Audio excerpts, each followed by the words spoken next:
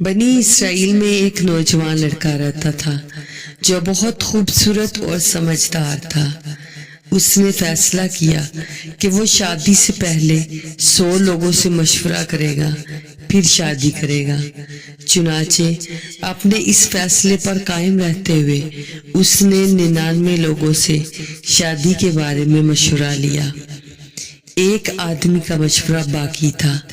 رات کو اس نے فیصلہ کیا کہ صبح اٹھ کر سب سے پہلے اس کی ملاقات جس بندے سے ہوگی وہ اس سے مشورہ ضرور کرے گا، کیونکہ وہ اس کے لیے 100واں بندہ ہوگا۔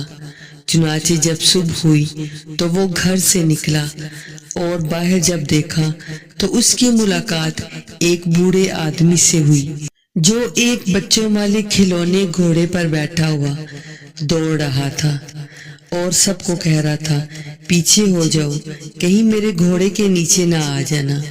اب یہ نوجوان لڑکا بہت پریشان ہوا کہ میں نے جس سے مشورہ لینا تھا وہ ایک مجنون آدمی لگتا ہے، اب کیا کروں؟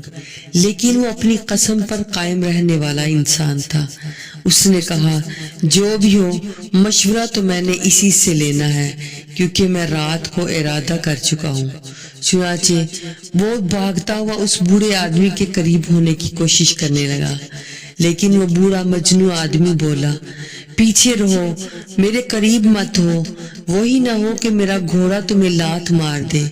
لیکن یہ نوجوان اس کے پیچھے بھاگتا رہا اور اسے آواز دیتا رہا کہ رک جائیے، مجھے آپ سے کچھ کہنا ہے، مجھے آپ سے کوئی بات کرنی ہے۔ چنانچہ وہ بوڑھا آدمی رک گیا اور اپنے گھوڑے سے نیچے اترا۔ وہ لڑکا اس کے قریب ہوا اور اس نے اپنی ساری داستان کہہ سنائی کہ میں نے اس طرح سے ارادہ کیا تھا کہ میں 100 لوگوں سے مشورہ کر کے شادی کروں گا، اب 100واں نمبر آپ کا ہے، آپ مجھے مشورہ دیجئے کہ میں شادی کیسی عورت سے کروں۔ اس پر وہ بزرگ بولا، عورتیں 3 قسم کی ہوتی ہیں، ایک وہ جو تمہارے لیے پوری کی پوری نفع بخش ہو، ایک وہ جو تمہارے لیے آدھی نفع بخش اور آدھی نقصان دہ ہو، اور ایک وہ جو تمہارے لیے پوری کی پوری نقصان دہ ہے۔ یہ کہہ کر وہ بوڑھا آدمی اپنے گھوڑے پر سوار ہوا اور بھاگتا ہوا چلا گیا۔ یہ نوجوان پھر سے اس کے پیچھے بھاگا اور اسے رکنے کو کہا اور کہا کہ مجھے آپ کی بات کی سمجھ نہیں آئی، مجھے سمجھائیے کہ ان تینوں عورتوں کی اقسام میں میرے لیے کون سی عورت اور کیسے فائدہ مند ہے۔